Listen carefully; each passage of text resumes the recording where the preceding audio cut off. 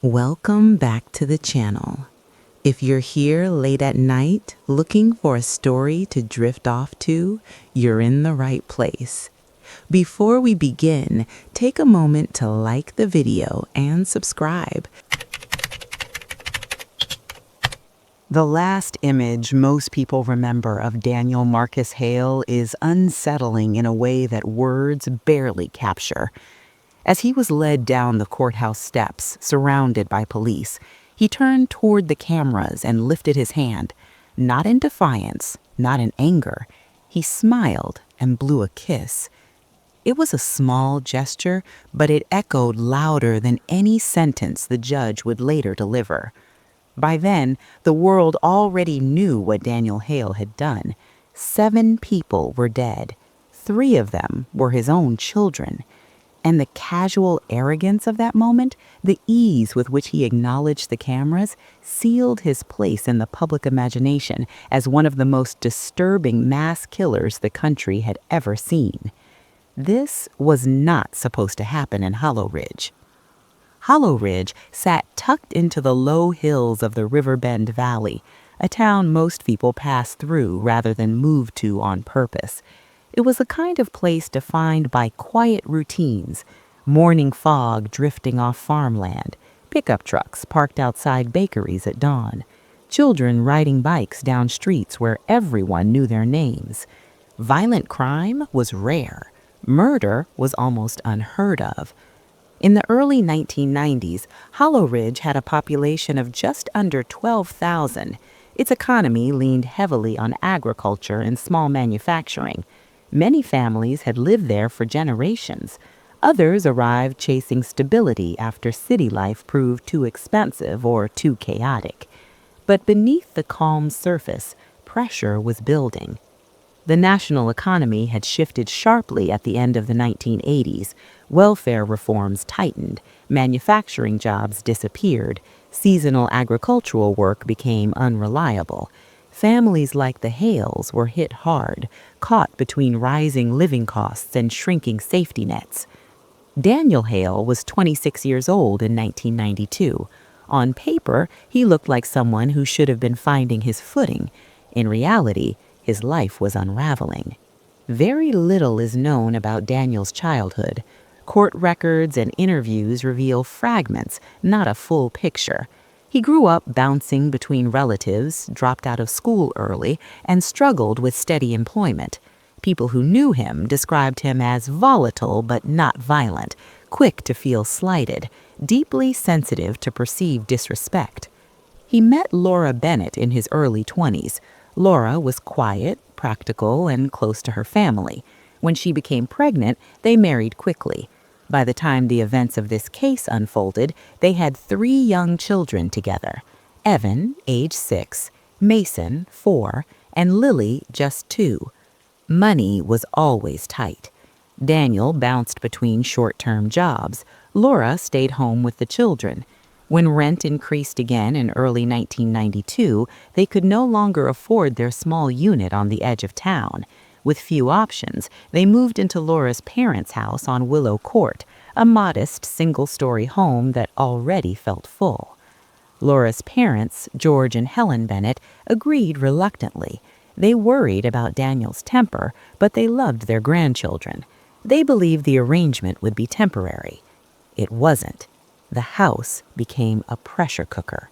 7 people lived under one roof. Daniel slept on the couch. Arguments broke out over money, discipline, and Daniel's refusal to follow basic household rules. Laura felt caught between her parents and her husband. Daniel felt watched, judged, and humiliated. Neighbors later recalled raised voices, doors slamming, and police visits for domestic disputes. No charges were filed, but the tension was visible. Daniel sought help, at least briefly. He contacted social services asking about emergency housing and financial support. According to records, he was placed on waiting lists and offered minimal assistance. To Daniel, it felt like another rejection. By late June, the situation collapsed. After a heated argument involving Daniel, Laura, and her parents, Daniel was told to leave. Accounts differ on whether it was temporary or permanent, but Daniel perceived it as final.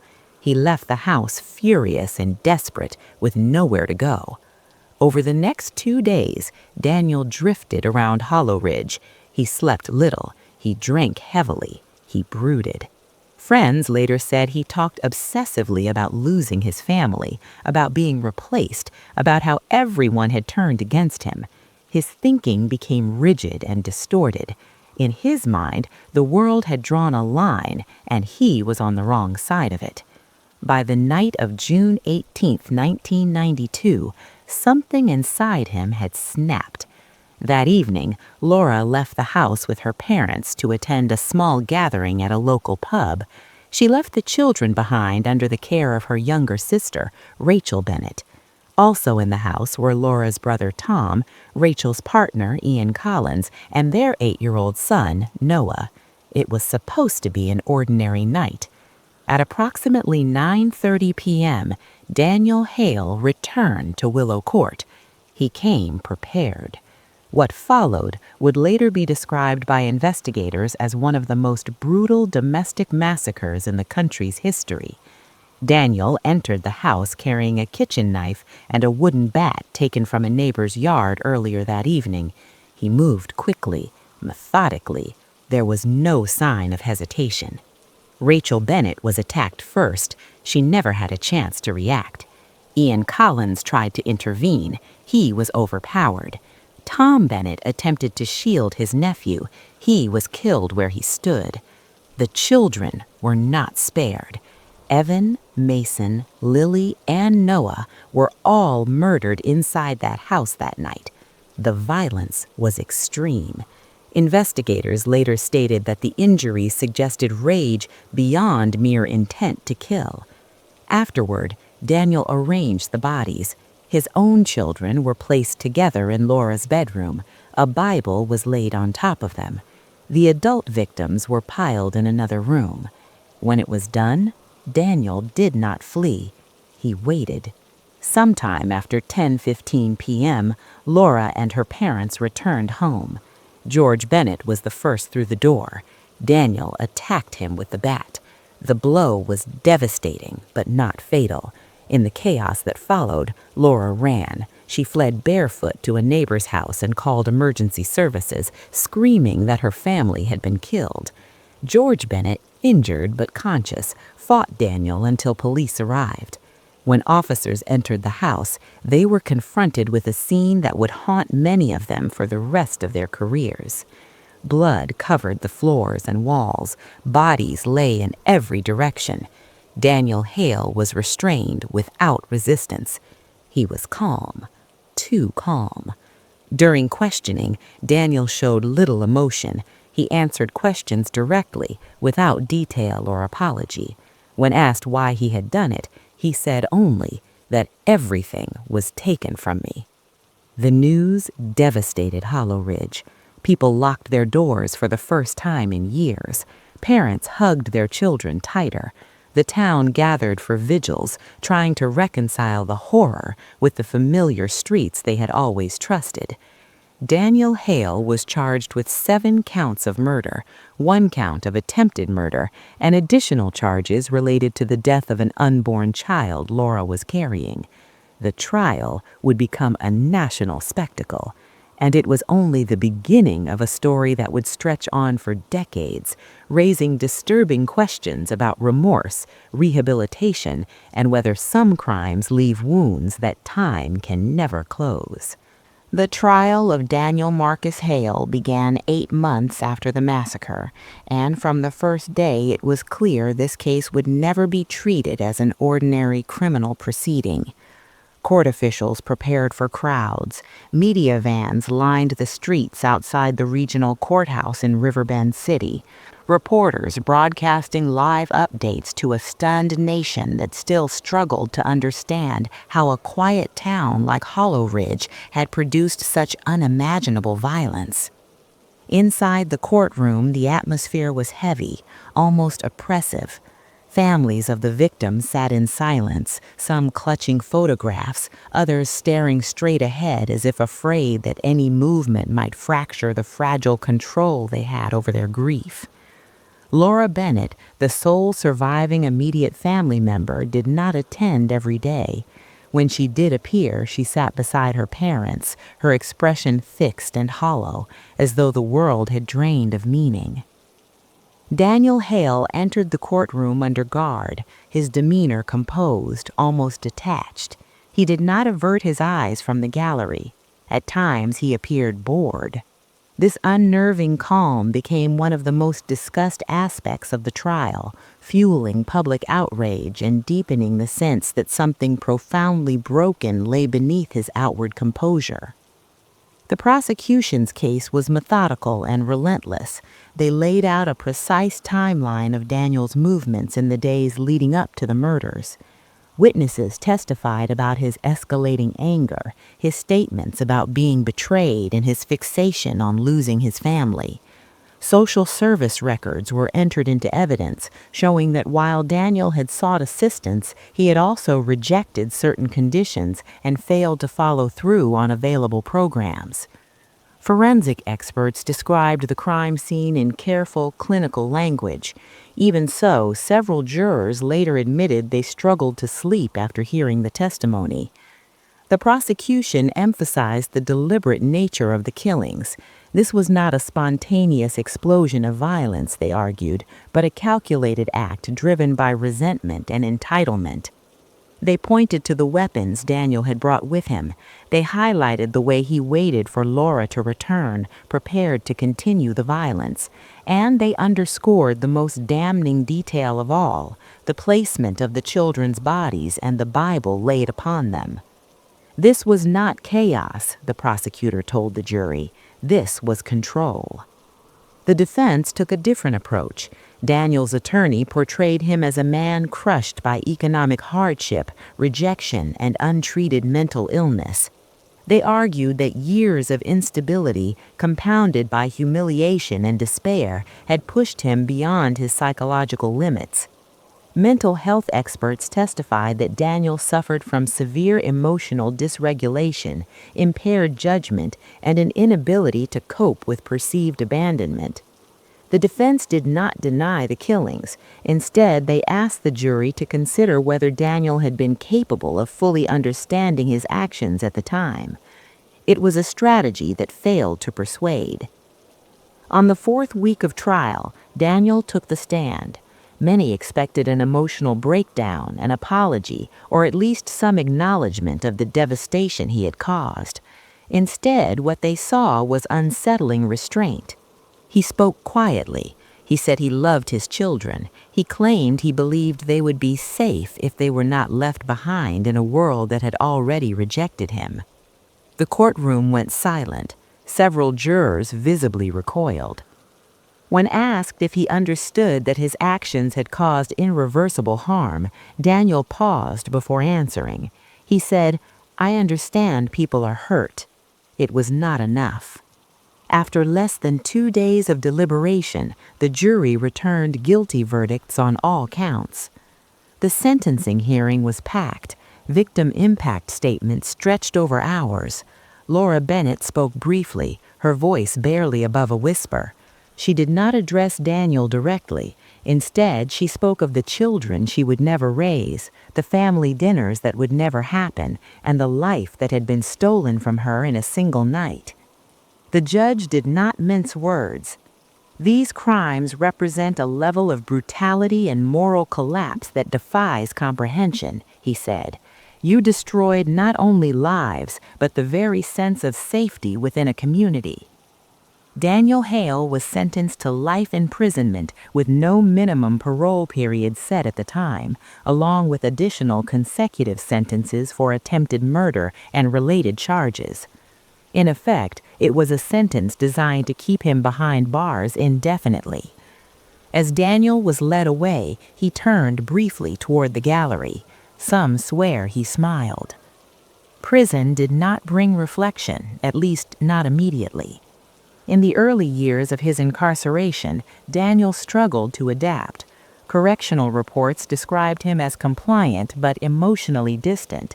He attended required programs, but facilitators noted his tendency to intellectualize his behavior rather than confront it.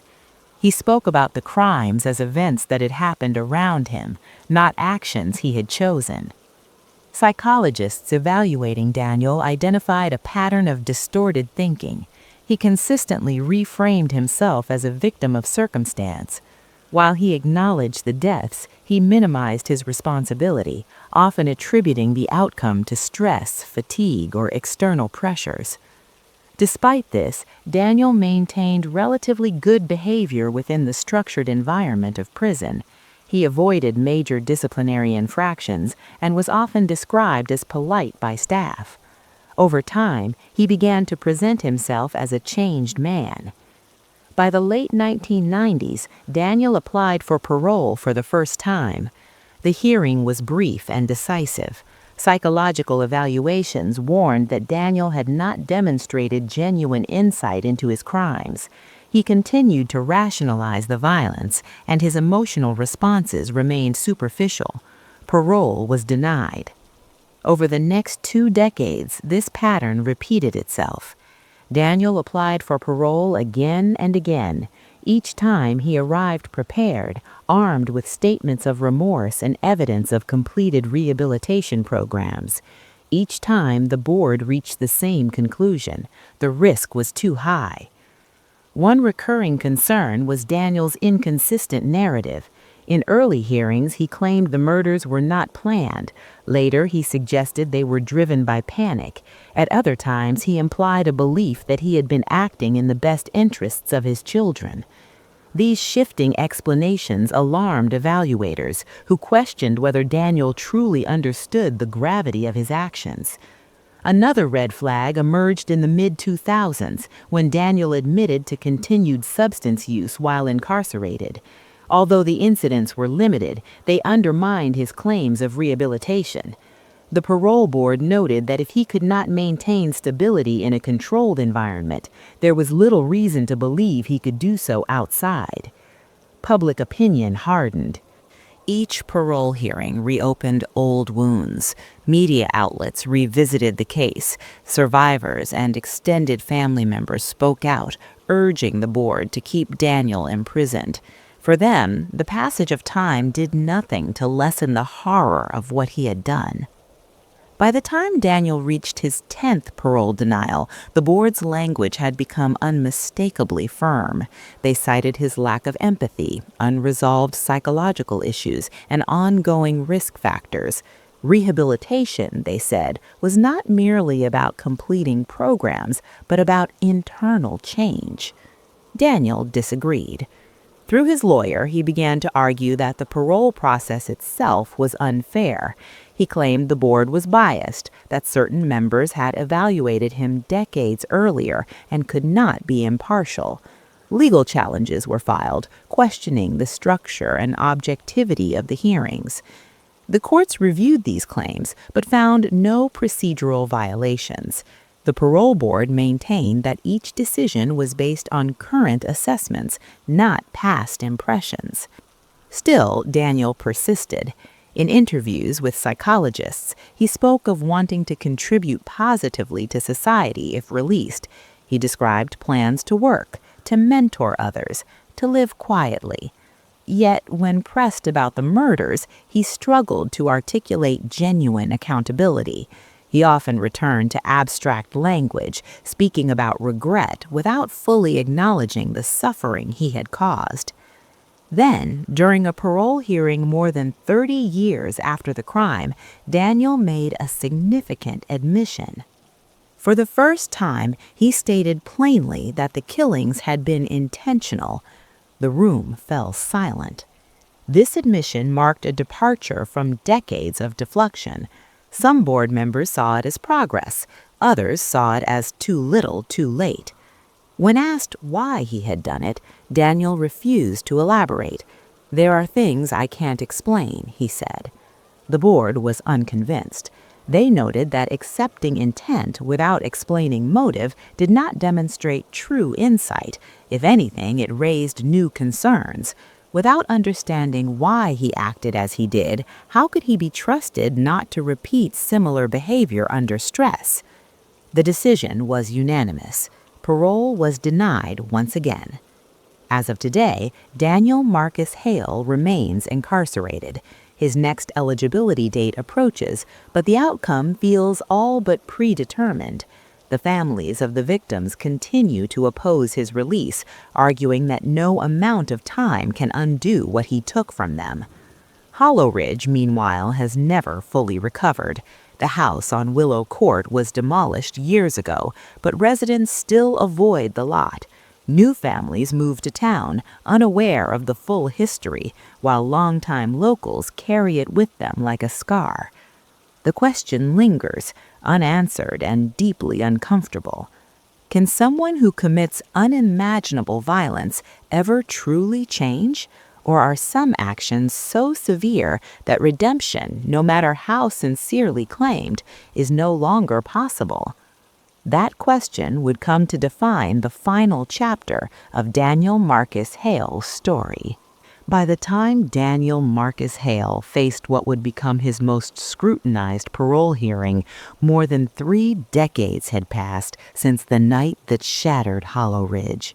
Entire generations had grown up knowing the case only through documentaries, court transcripts, and the occasional resurgence of headlines whenever his name surfaced again. Yet, for the families who lived through it, time had not softened anything. It had only changed the shape of the pain. Inside the prison walls, Daniel's world had narrowed to routines, evaluations, and waiting. He had learned how to speak the language expected of him. He knew which words suggested growth and which phrases raised alarms. He spoke of accountability, of remorse, of responsibility. But those who assessed him repeatedly came to the same conclusion. His understanding remained incomplete, fragmented, and at times disturbingly distorted. Psychological reports from the 2010s painted a consistent picture. Daniel showed intellectual awareness of his crimes, but lacked emotional integration. He could describe what he had done, list the consequences, and acknowledge that people suffered.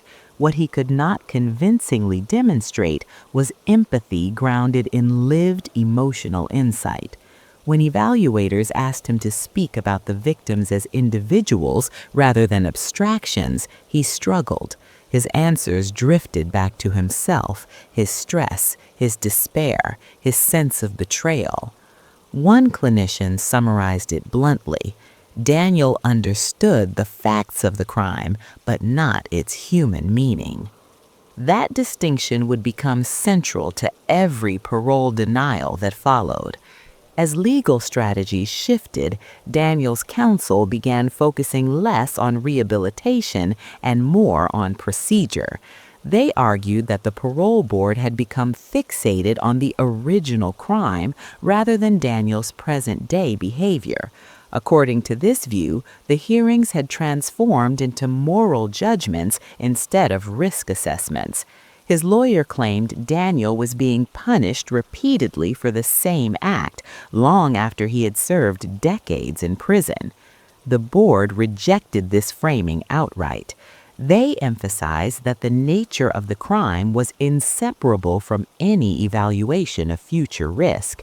A man who had murdered his own children and extended family required a higher threshold of certainty before release could even be considered. The responsibility to protect the public outweighed any claim of procedural fatigue. Behind closed doors, some board members expressed a deeper concern. Daniel's narrative had continued to evolve. In early years, he minimized intent. Later, he acknowledged intent but framed it as confusion. Most recently, he admitted deliberate action, yet refused to explain motive. This progression did not reassure them, it unsettled them. Consistency, they argued, was a cornerstone of genuine accountability. Another issue surfaced during a hearing in the early 2020s. Daniel disclosed that he had formed a romantic connection with a woman outside prison through correspondence. On its surface, this was not prohibited, but when details emerged, alarms were raised. The woman had a documented history of trauma and emotional vulnerability. Evaluators worried about power dynamics, dependency, and emotional volatility. Given Daniel's history, the board questioned whether he could engage in relationships without recreating harmful patterns. The concern was not hypothetical. The very emotions that preceded the murders decades earlier were now reappearing in a different form.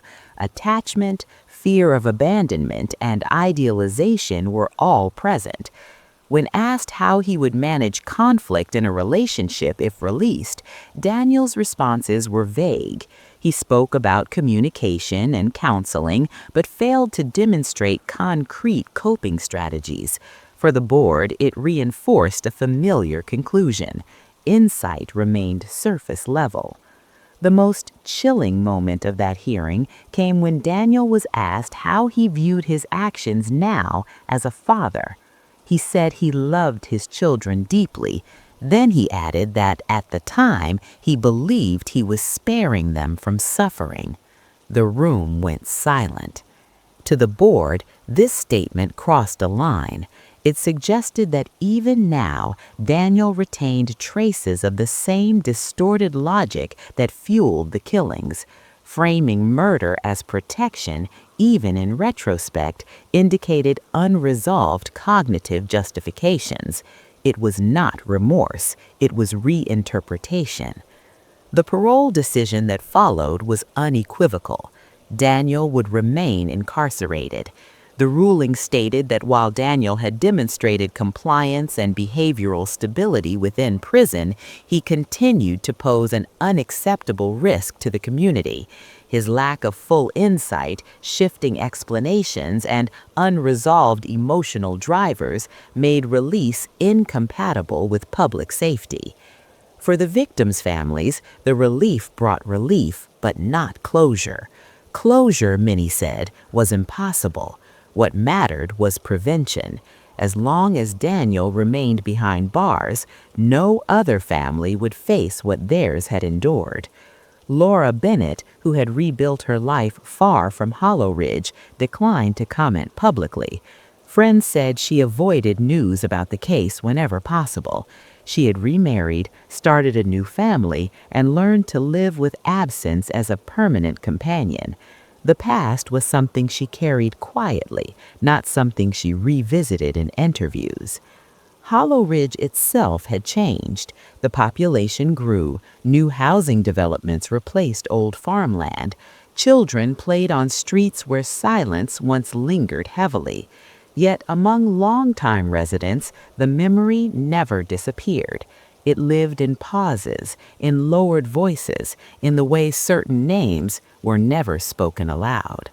The house on Willow Court had been demolished, but the land remained empty. Every proposal to build there failed. Some places, people said, carried too much history. As Daniel's next parole eligibility date approached, media attention returned once again. Commentators debated whether life imprisonment should truly mean life. Some argued that no human being should be deemed irredeemable. Others countered that redemption was a personal concept, not a legal entitlement. Experts weighed in. Criminologists emphasized that violent crimes rooted in family annihilation followed different psychological patterns than other offenses. These crimes involved entitlement, control, and emotional collapse rather than impulsive rage. Without deep and sustained treatment, the risk of recurrence, they warned, could never be fully dismissed. Daniel himself submitted another written statement ahead of the hearing. In it, he expressed regret and shame. He described himself as selfish and broken at the time of the murders. He wrote that he hated the man he had been. But again, he stopped short of explaining why he had done it. that absence continued to haunt every evaluation. Understanding motive was not about assigning blame, it was about identifying the internal mechanisms that led to violence. Without that understanding, the board argued there could be no reliable assurance of change. As of now, Daniel Marcus Hale remains incarcerated, having been denied parole more than a dozen times. His case has become one of the longest-running examples of parole refusal in the country's modern history. Whether he will ever be released remains uncertain. What is clear is that his story has shifted beyond one man's fate. It has become a broader reflection on justice, accountability, and the limits of forgiveness. For some, the passage of time demands mercy. For others, the nature of the crime demands permanence. And so the question endures, unresolved and deeply divisive. Can a person who destroyed his own family ever truly be safe among others again? Or are there acts that permanently sever the bond between an individual and society? For now, the answer remains locked behind concrete walls, steel doors, and a name that still sends a chill through those who remember what happened on a quiet night in Hollow Ridge. On the night of November 3rd, 2013, Madison Clark was just 14 days away from becoming a mother. Her nursery was nearly finished. Tiny clothes were folded and stacked with care. A handwritten list of baby names sat on her kitchen counter, the top choice circled again and again. She planned to name her son Noah James. Friends said she glowed in those final weeks, not because life was perfect, but because she finally felt certain about who she was becoming. By the next morning, Madison was gone. When she failed to show up for work, it immediately set off alarms. Madison was dependable to a fault. Even during her pregnancy, she never missed a shift without notice. She answered texts quickly, she returned calls. Silence was not like her. By mid-morning, concern turned into fear, and by early afternoon, her mother made a decision that would change her life forever. She drove to Madison's apartment, unaware that she was about to step into the beginning of one of the most haunting unsolved cases in the region. Madison Elaine Clark was born on February 2nd, 1987, in Cedar Falls, Iowa. She grew up in a close-knit household with her parents, Diane and Michael, and her younger brother, Lucas. Family photos show a girl with an easy smile, bright eyes, and a natural warmth that seemed to draw people in. Teachers remembered her as kind and attentive. Friends described her as loyal, sometimes to a fault. Madison had a romantic streak that never faded with age. She believed deeply in love, in building a life with someone, in creating a home filled with warmth and stability. She talked often about becoming a mother someday, even in her early 20s. To her, motherhood was not a distant idea, it was a calling. After high school, Madison stayed close to home, enrolling in a local college before eventually taking a full-time position as a loan processor at North River Financial, a mid-sized lending company in Cedar Falls. The job paid well enough, offered stability, and allowed her to envision a future she could actually afford. At 23, Madison met Brian Clark. Brian was nearly 15 years older, a long-haul truck driver with a quiet demeanor and a controlled presence. Where Madison was expressive and emotionally open, Brian was reserved, practical, and slow to reveal himself. At first, their differences felt complementary. He grounded her, she softened him. Within a year, they were married. To outsiders, their relationship appeared calm and functional. There were no explosive arguments, no public drama, but beneath the surface, fundamental differences simmered. The most significant one centered on children. Madison wanted to be a mother more than anything. Brian did not want children at all. At first, Madison believed she could compromise. She told herself love was enough. But as years passed, that longing did not fade. It grew heavier, more persistent. Brian, meanwhile, became increasingly firm in his stance. He valued independence, quiet, and control over his life. A child represented chaos and permanence, two things he did not want. Their work schedules only widened the gap. Madison worked regular hours at North River Financial, while Brian spent long stretches on the road. Days turned into weeks apart, conversations became shorter, affection thinned. What remained was routine rather than connection. After 3 years of marriage, Madison found herself feeling profoundly alone. That was when she met Ethan Moore. Ethan joined North River Financial the same week Madison was promoted to senior processor. He was in his late 20s, athletic, confident, and effortlessly charming. Before settling into finance, Ethan had chased a semi-professional basketball career that never quite materialized. He carried himself with ease, spoke quickly, laughed often. Madison was assigned to help train him. What began as casual workplace conversations gradually deepened. They talked about frustrations, ambitions, disappointments. Ethan listened in a way Madison hadn't experienced in years. He asked how she was feeling, not just how her day went. He remembered small details. He made her feel seen. At first, Madison resisted the pull. She was married. She believed in commitment. But emotional needs don't disappear simply because they're inconvenient. Over time, boundaries blurred. Texts became personal, lunch breaks stretched longer. Eventually, their connection crossed a line neither of them openly acknowledged, but both understood. The affair remained hidden for several months. In early 2013, Brian discovered the truth. The confrontation was devastating but subdued. There was no screaming, no violence, just a cold realization that whatever bond they once had was gone. Within weeks, Madison moved out. Brian filed for divorce shortly after. The process was painful but swift. Madison relocated to a one-bedroom apartment at the Maple Ridge complex on the east side of Cedar Falls. It wasn't large, but it was hers. For the first time in years, she felt a sense of emotional freedom.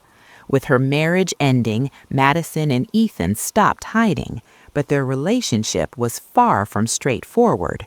Ethan was not the settling down type. He was charismatic, popular, and involved with multiple women at the same time. To him, emotional exclusivity was optional. He later admitted that during his time with Madison, he was seeing more than a dozen other women. None of them knew about each other. Madison, however, believed their bond meant more. Then came the pregnancy. When Madison learned she was expecting, everything shifted. The timing left little doubt about who the father was. She told Ethan, unsure of what reaction she would receive. To her surprise, he was excited. Ethan did not want a traditional family, but he embraced fatherhood. He already had one child with another woman and took pride in being financially involved. He told Madison he would support her and the baby. What he did not offer was commitment.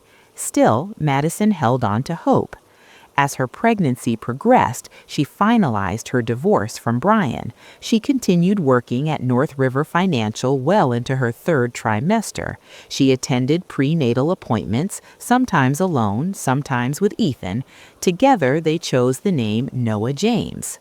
By autumn, Madison appeared genuinely happy. friends noticed a renewed sense of purpose in her. She talked about decorating the nursery, about holding her son, about finally stepping into the role she had always wanted. No one imagined how abruptly that future would be taken from her. Madison was due in mid-November 2013. On November 4th, she did not show up for work. By lunchtime, coworkers were uneasy. Madison had been feeling well. She hadn't mentioned taking leave early. One coworker, her close friend Lauren, felt something was wrong. Lauren was one of the few people who knew the complexities of Madison's relationship with Ethan. Lauren reached out to Ethan and suggested he contact Madison's mother. When Ethan called Diane Clark, the tone of his voice immediately unsettled her. Madison hadn't called that morning. She hadn't answered messages. Without waiting, Diane got into her car and drove to the Maple Ridge apartment complex. As she pulled into the parking lot, she noticed Madison's car still parked in its usual spot. The front door to the apartment was unlocked. Inside, the scene was chaotic. Furniture was overturned, a television lay broken on the floor. Madison's purse had been emptied, its contents scattered. 2 laptops sat untouched nearby. Diane felt dread settle deep in her chest. She called emergency services before moving further into the apartment. The dispatcher instructed her to check for Madison. As she walked down the hallway, she heard running water. The bathroom door was partially open. What Diane found inside would haunt her forever. Madison lay motionless in the bathtub, water spilling over the edge. The sight was incomprehensible. Diane fled the apartment, screaming for help. Police arrived within minutes. Madison was pronounced dead at the scene. She had been strangled. Evidence indicated she had fought back. Her unborn son did not survive. What initially appeared to be a burglary quickly unraveled under scrutiny. Nothing of value was missing. There was no forced entry. The disorder looked intentional, staged. Investigators reached one immediate conclusion. Whoever killed Madison Clark was someone she knew, and that realization marked the beginning of a long, painful search for the truth that would stretch on for years. The investigation moved quickly in the first 48 hours, driven by shock, public pressure, and the brutal nature of the crime. Detectives from Cedar Falls Police Department sealed off Madison Clark's apartment and began working the scene inch by inch. Every surface was photographed. Every item was logged. The bathroom, where Madison had been found, became the central focus. The tub was still full when officers arrived, water having spilled across the tile floor and seeped into the hallway carpet. It was clear that whoever attacked her had not attempted to clean up in any meaningful way. If this was a staged robbery, it was a careless one. The medical examiner's preliminary findings added urgency. Madison had been dead for approximately 10 to 12 hours before her body was discovered. That placed the time of death late in the evening of November 3rd. She had defensive injuries on her arms and hands, signs that she had struggled hard against her attacker. The cause of death was manual strangulation. There was no indication of a weapon being used, which suggested an intensely personal crime. Detectives returned to the living room and bedroom to reassess the supposed break-in. Madison's debit card was found inside her wallet, untouched. A sticky note with a PIN number, something her mother said Madison kept for emergencies, was still there. Jewelry lay undisturbed on the dresser. Both laptops were present. If someone had entered the apartment to steal, they had left behind everything of value. It didn't add up. There was also no sign of forced entry. Doors and windows were intact, no damaged locks, no broken glass. The implication was troubling but unavoidable. Madison had either let her attacker inside or the person already had access. Investigators began building a list of people closest to Madison in the weeks leading up to her death.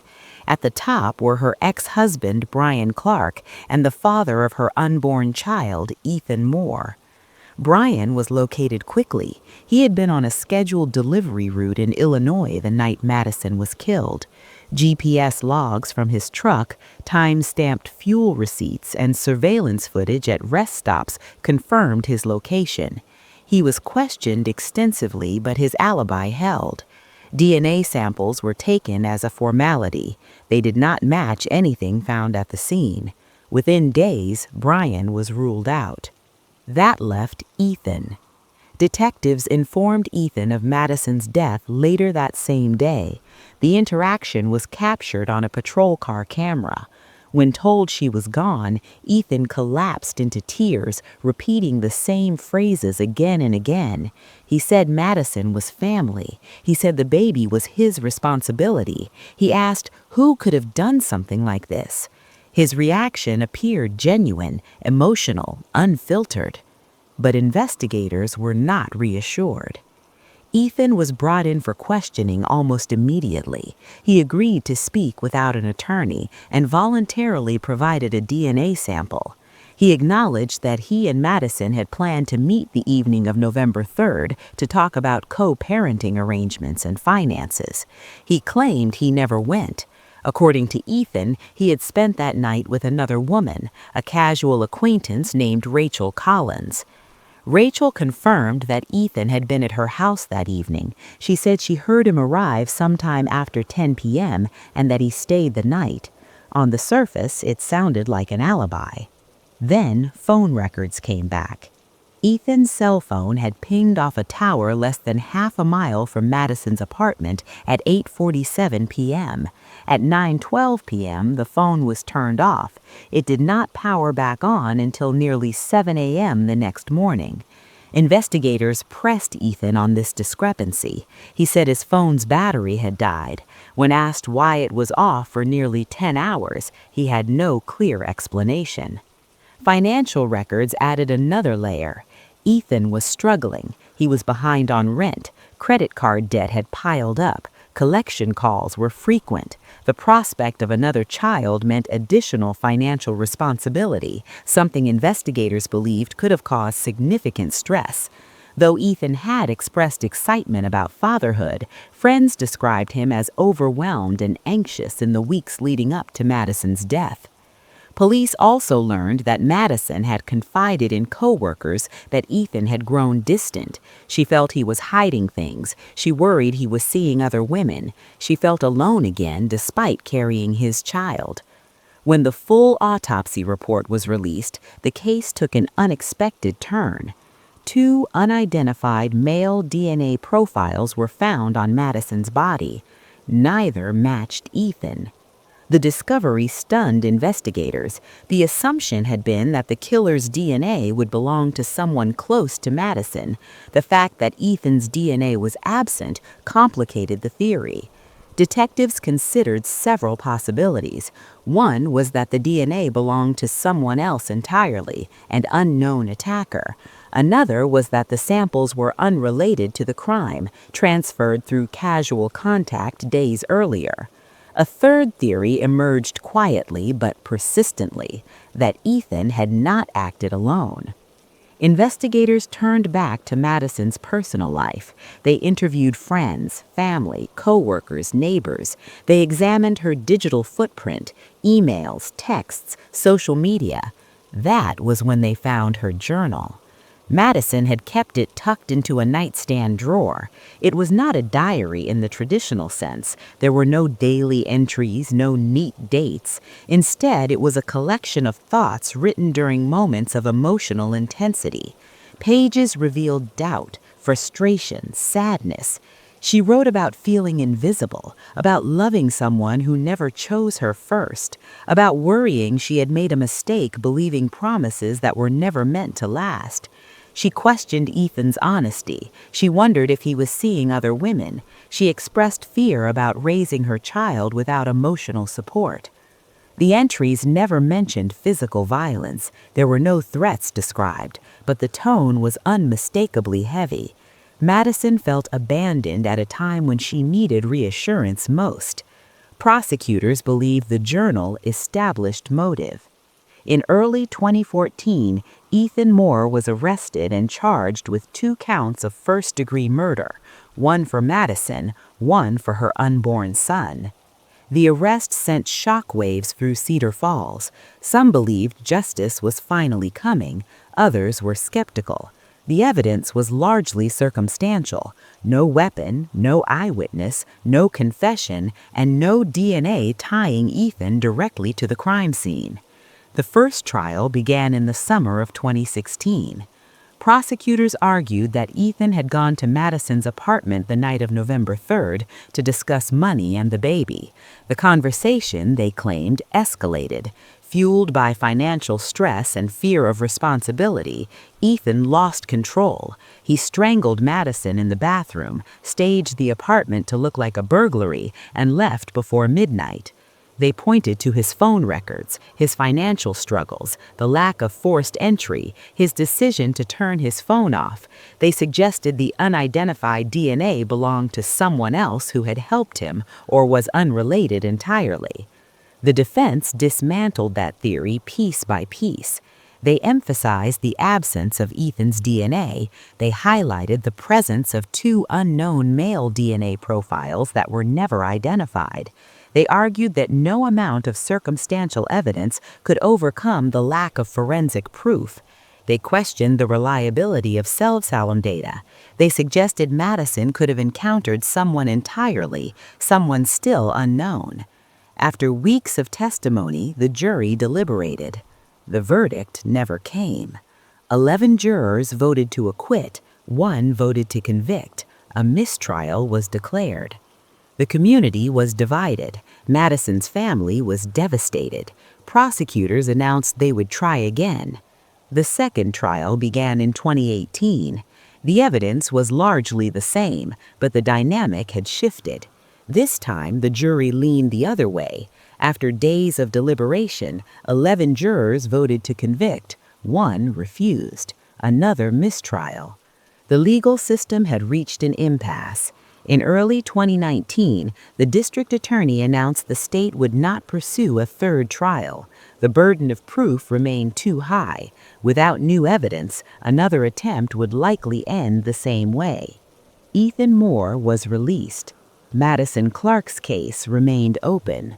Her funeral had taken place years earlier, a quiet ceremony attended by family, friends, co-workers, and people who never truly knew her but felt the weight of her story. Madison and her son were buried together, 2 names carved into one headstone. Time moved on for the city. New cases replaced old headlines, but for Madison's family, nothing moved on at all. They still ask the same questions. Was Ethan responsible and simply fortunate enough to avoid conviction? Or did someone else walk away unnoticed, leaving behind fragments of DNA and unanswered grief? Years passed, but the case of Madison Clark never truly settled into silence. It lingered in Cedar Falls like an open wound, resurfacing whenever someone mentioned unsolved crimes or miscarriages of justice. For Madison's family, time did not soften anything. It only sharpened the questions. After Ethan Moore's release, investigators insisted the case was still active. They maintained that Madison's murder had not been forgotten, only stalled. Detectives periodically revisited the evidence, re-examining old reports, re-listening to recorded interviews, and rechecking forensic databases for potential DNA matches. Each time a new technological advancement emerged, hope flickered again. Each time it faded. The unidentified DNA profiles became the center of that hope. Both profiles were entered into national databases, but no matches appeared. Investigators could not determine when the DNA had been deposited or how it related to the crime. It might have come from casual contact earlier that day. It might have belonged to a visitor from days before, or it might have been left by the killer. There was no way to know. Madison's family struggled with that uncertainty. Her mother, Elaine, became the quiet public face of the case. She gave interviews sparingly, always measured, always composed, but the pain never fully hidden. She spoke often about Madison as a person rather than a victim. She talked about her laugh, her stubborn streak, her excitement about becoming a mother. She refused to let the narrative reduce her daughter to crime scene details. Elaine also voiced a frustration shared by many. The system had come close twice, but never crossed the line into certainty. Two juries, two near verdicts, two opposite outcomes. To her, it felt less like reasonable doubt and more like a technical failure that allowed someone to walk free while her daughter remained buried. Ethan Moore largely disappeared from public view after his release. He moved out of Cedar Falls, changed jobs, and avoided media attention. Legally, he was free. Socially, he was not. The shadow of the accusation followed him everywhere. Even without a conviction, many people believed he had gotten away with murder. Others believed he had been wrongly accused and nearly lost everything to a system driven by pressure rather than proof. Ethan never publicly confessed, nor did he ever publicly proclaim his innocence beyond courtroom statements. Those close to him described him as withdrawn, bitter, and permanently changed. Friends said he rarely spoke about Madison anymore. When he did, it was brief and guarded. The Cedar Falls Police Department faced criticism as well. Some accused them of tunnel vision, of focusing too heavily on Ethan and failing to explore other possibilities early on. Others argued that the evidence naturally pointed toward him and that any investigation would have done the same. The lack of forced entry, the planned meeting, the phone records, and the motive were difficult to ignore. But lingering doubts remained. Neighbors came forward years later, claiming they had seen unfamiliar vehicles in the apartment complex around the time of Madison's death. None could provide descriptions solid enough to reopen leads. A former co-worker claimed Madison had mentioned feeling uncomfortable around someone at work, but no names were given and nothing could be substantiated. Every tip eventually hit the same wall. No new physical evidence. As time passed, Madison's case became a cautionary example within legal circles.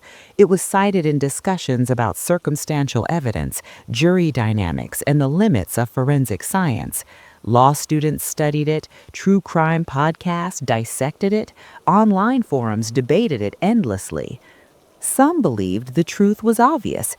Ethan had motive, opportunity, and suspicious behavior. The absence of DNA did not outweigh the totality of circumstances. Others argued just as fiercely that the case demonstrated why reasonable doubt exists. No matter how suspicious someone appears, suspicion alone cannot replace proof. Madison's journal continued to be debated as well. Some saw it as evidence of emotional strain that could have escalated into violence. Others saw it as the private thoughts of a woman navigating disappointment and fear, nothing more.